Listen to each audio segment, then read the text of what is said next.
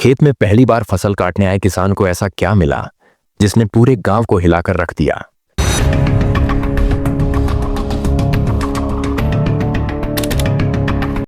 15 नवंबर 2024। आज की कहानी छत्तीसगढ़ के बलरामपुर जिले की है। बलरामपुर जिले में एक गांव है दहेजवार।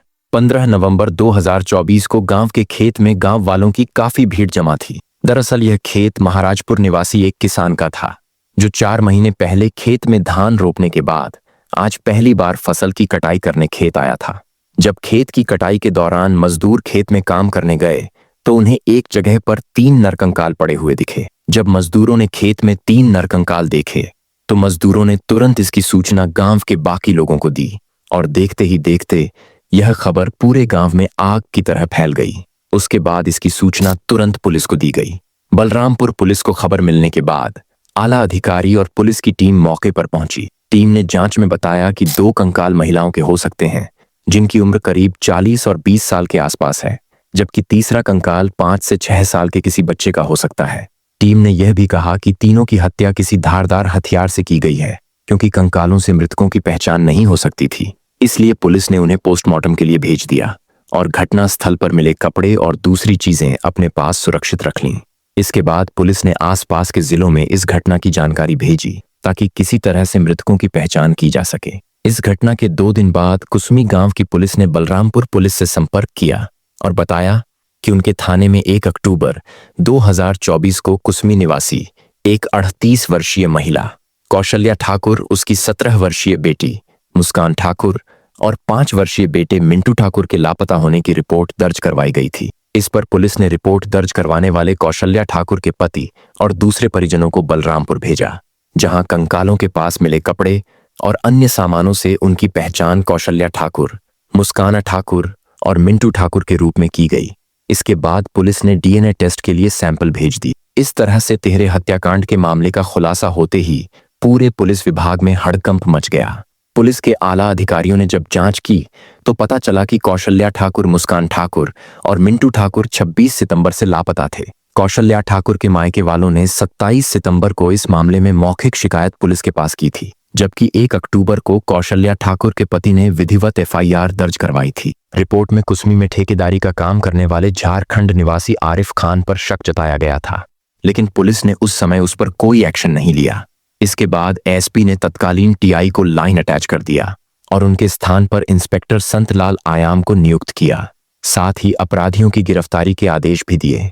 पुलिस ने जांच शुरू करने के बाद कौशल्या ठाकुर के घर से लेकर दहेजवार तक के रास्ते में लगे सीसीटीवी कैमरों की जांच की।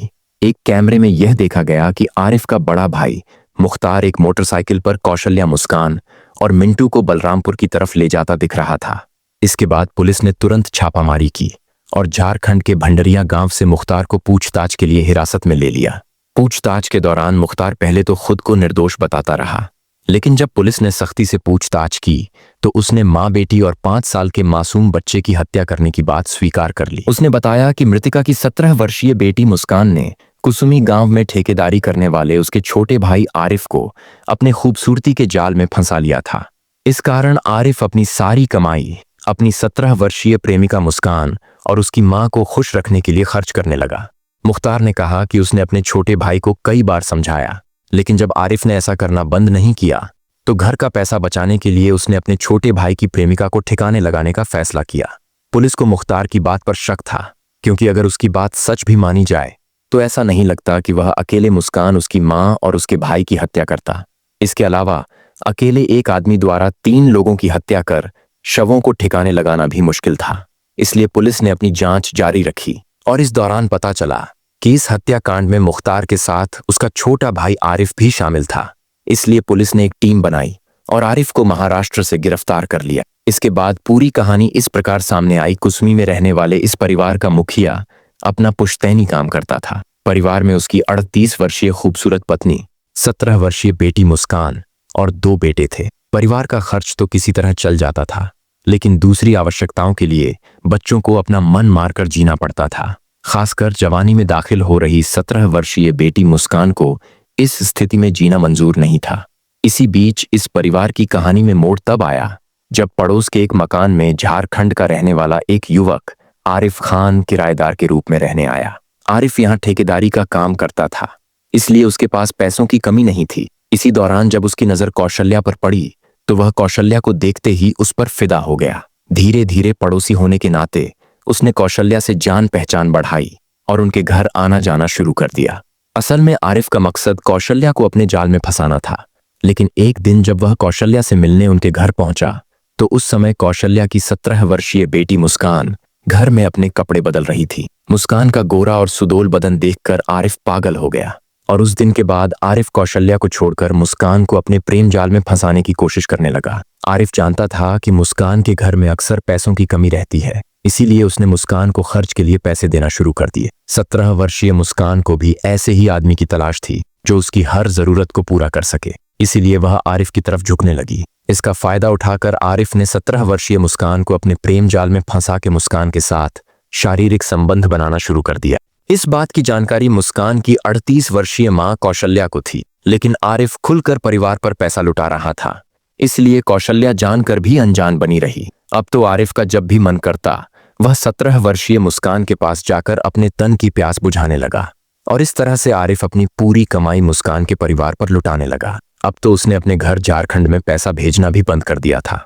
उसके घर से उसके बड़े भाई मुख्तार ने कई बार आरिफ को फोन करके घर में पैसा भेजने के लिए कहा, लेकिन आरिफ ने तंगी का बहाना बनाकर बात टाल दी। लंबे समय तक आरिफ ने घर पर कोई आर्थिक मदद नहीं की तो आरिफ का बड़ा भाई मुख्तार खुद एक दिन कुसमी आ गया।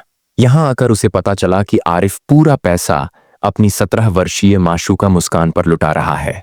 आरिफ के बड़े भाई मुख्तार ने आरिफ को बहुत समझाया कि लड़कियां मस्ती करने के लिए होती हैं, पैसा लुटाने के लिए नहीं, लेकिन आरिफ को भाई की बात समझ में नहीं आई।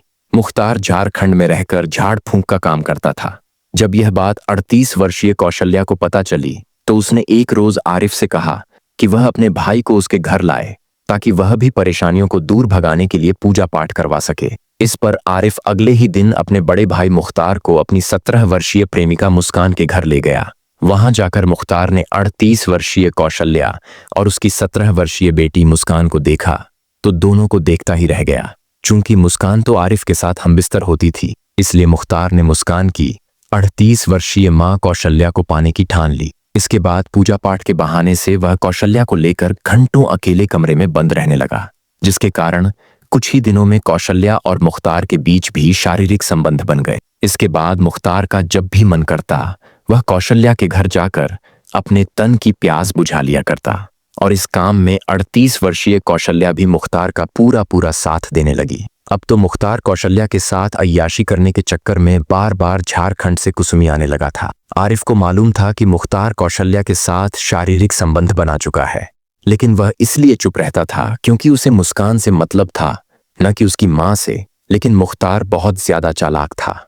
वह कौशल्या के साथ मस्ती जरूर करता था, लेकिन उसके ऊपर पैसा नहीं लुटाता था। इतना ही नहीं, इस दौरान वह हमेशा अपने छोटे भाई आरिफ को मुस्कान पर पैसा लुटाने से भी रोकता रहता था। संयोग से इसी बीच मुख्तार को कहीं से यह जानकारी मिल गई कि मुस्कान के संबंध आरिफ के अलावा गांव के दूसरे कई युवकों के साथ भी हैं। इसलिए उसने आरिफ को मुस्कान की सारी सच्चाई बताई, लेकिन आरिफ ने उसकी बात पर भरोसा नहीं किया और मुस्कान की सच्चाई जानने के लिए आरिफ ने मुस्कान के सामने शादी करने का प्रस्ताव रखा, लेकिन मुस्कान ने आरिफ को साफ मना कर दिया। इससे आरिफ समझ गया कि मुस्कान उसे अब तक मूर्ख बना रही थी, इसलिए दोनों भाइयों ने पूरे परिवार को खत्म करने का फैसला कर लिया। 26 सितंबर को मुख्तार ने योजना बनाकर अपनी 38 वर्षीय प्रेमिका कौशल्या और अपने छोटे भाई की 17 वर्षीय प्रेमिका मुस्कान को कहीं बाहर घुमाने के बहाने साथ ले गया। इस दौरान मुस्कान का 5 वर्षीय भाई मिंटू भी साथ चलने की जिद करने लगा, तो मुख्तार ने उसे भी साथ ले लिया। तीनों को लेकर वह बलरामपुर के भंडरिया गांव पहुंचा, जहां खेतों के बीच में एक घर था। मुख्तार ने कौशल्या और मुस्कान को उसी घर में रखा और थोड़ी देर बाद आरिफ भी वहां पहुंच गया। यह सब कुछ पहले से तय योजना के तहत हो रहा था और अब यह दोनों मिलकर अपनी बुरी मंशा को अंजाम देने के लिए तैयार थे। शाम को तीनों ने खाना खाया। इसके बाद जब कौशल्या वापस चलने को बोलने लगी तो मुख्तार ने उसे जाने से रोका। इस पर कौशल्या मान गई। वहीं दूसरी तरफ यही बात मुस्कान को बोलकर आरिफ ने उसे भी रात ठहरने के लिए राजी कर लिया। आधी रात के बाद दोनों भाइयों ने एक ही कमरे में अपनी अपनी प्रेमिका के साथ एक दूसरे के सामने अय्याशी की और एक दूसरे के सामने शारीरिक संबंध भी बनाए। इसके बाद जब ये तीनों सो गए तो इन दोनों ने इनकी कुल्हाड़ी से मारकर हत्या कर दी। हत्या कर लाशों को बाहर धान के खेत में फेंक दिया और अपने घर वापस आ गए। लेकिन 1.5 महीने के बाद आखिर दोनों आरोपी कानून की गिरफ्त में आ गए। इस घटना पर पुलिस ने कार्रवाई करते हुए मुख्तार अंसारी को पहले गिरफ्तार किया था। वहीं घटना को अंजाम देने के बाद आरिफ अंसारी फरार हो गया था, जिसे पुलिस ने महाराष्ट्र से अब गिरफ्तार कर लिया है। पुलिस ने बताया कि इस मामले में दोनों भाई मुख्य आरोपी हैं। दोनों को गिरफ्तार कर लिया गया है और न्यायिक रिमांड पर भेज दिया गया है।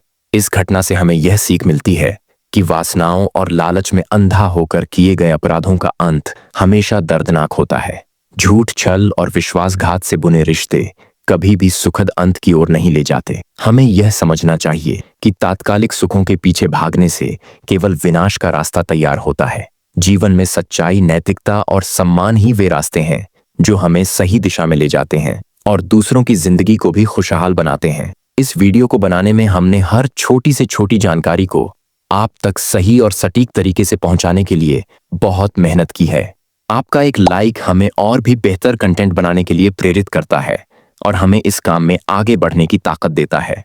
आपके सपोर्ट से ही हम और भी सच्ची कहानियां आप तक ला सकते हैं। इसलिए कृपया वीडियो को लाइक करें, शेयर करें और चैनल को सब्सक्राइब करके हमें सपोर्ट जरूर करें।